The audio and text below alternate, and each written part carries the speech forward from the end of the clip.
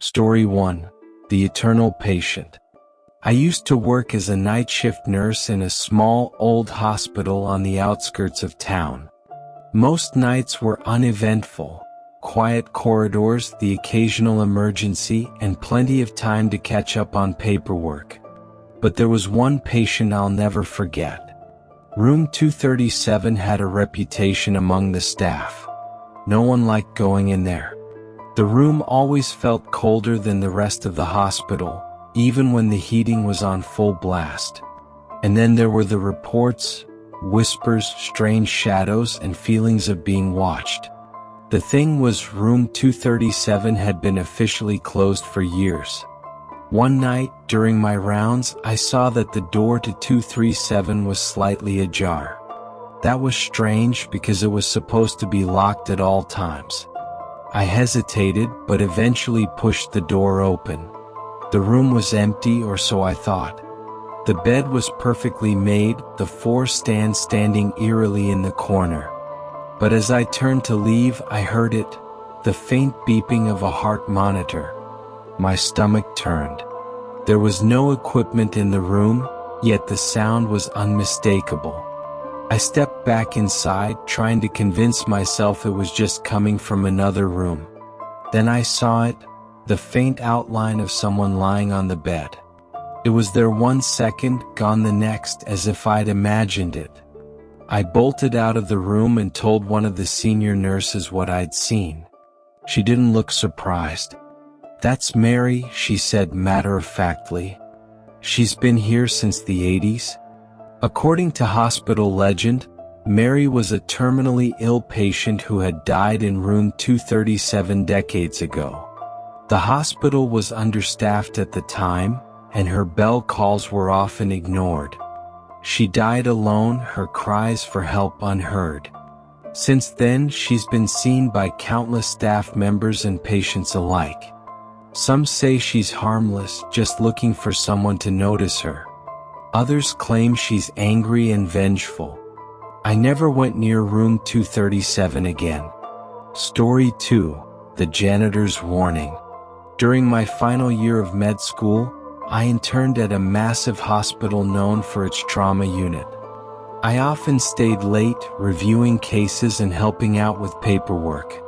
One night, I was in the basement where the hospital archives were kept. The fluorescent lights flickered overhead, casting long, unsettling shadows. As I sifted through old files, I heard the sound of a mop being dragged across the floor. I turned and saw a janitor, a frail old man with a weathered face, pushing a mop bucket. "You shouldn't be down here this late," he said, his voice low. "Strange things happen." I laughed nervously, thinking he was joking. But his expression didn't change. "Be careful in the East Wing. It's not empty no matter what they tell you." He left before I could ask him what he meant. Curious, I decided to check out the East Wing. It was an older part of the hospital that had been closed for renovations. The hallway was dark, the only light coming from the exit sign at the end. As I walked, I felt a chill, as though the air itself was watching me. Then I heard it, a faint cry like a child calling for help. It came from one of the rooms. Against my better judgment, I pushed the door open. The room was empty, but the crying continued, louder now. It was coming from the bed, where the sheets were twisted, as if someone had just been lying there. The sound turned into laughter, high-pitched and maniacal, before cutting off abruptly. I ran out of the East Wing and back to the archives. The janitor was gone, but his mop bucket and cart were still there. The next day, I asked one of the staff about him. They looked confused and told me no one fit his description. Later, I found out that the East Wing had been shut down after a fire years ago. Several patients, including a young boy, had died in their rooms, trapped by the flames. Story 3. The Midnight Rounds. I was working a double shift as a resident, exhausted and barely functioning, when my attending asked me to do midnight rounds. The hospital was quiet, the kind of quiet that felt oppressive. Most of the patients were asleep, and the dim hallway lights flickered ominously. As I walked past room 309, I noticed the door was open.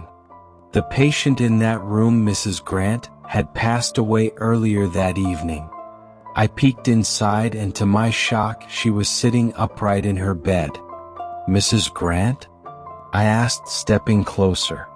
Her eyes were wide open, staring at the ceiling. She didn't respond. I called out again, louder this time, but she remained motionless. I ran to the nurse's station, stammering about what I'd seen.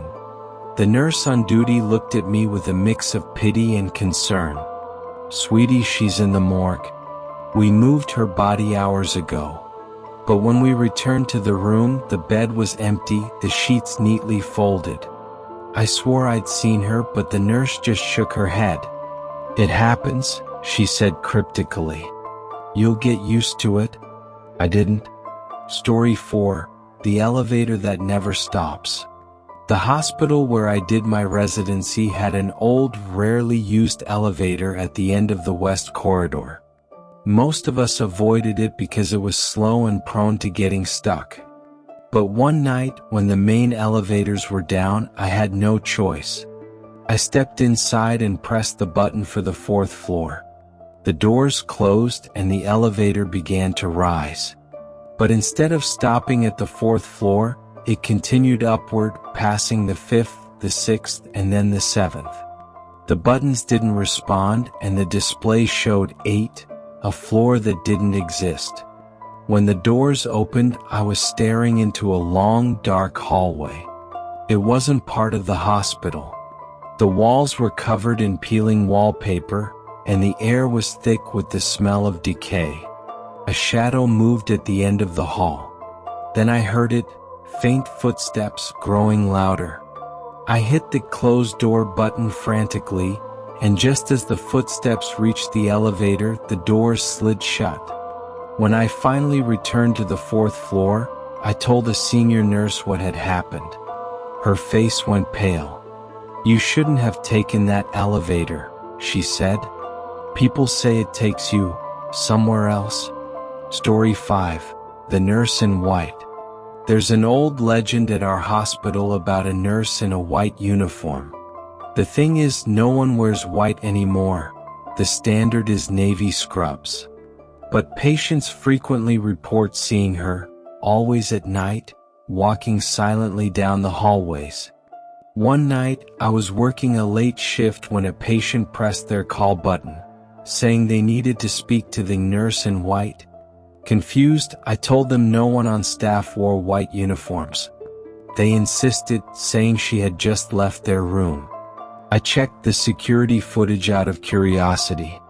At 3:12 a.m., the camera outside the patient's room showed a woman in white walking down the hall. She paused outside the room, turned to look directly at the camera, and vanished. I couldn't sleep for weeks after that.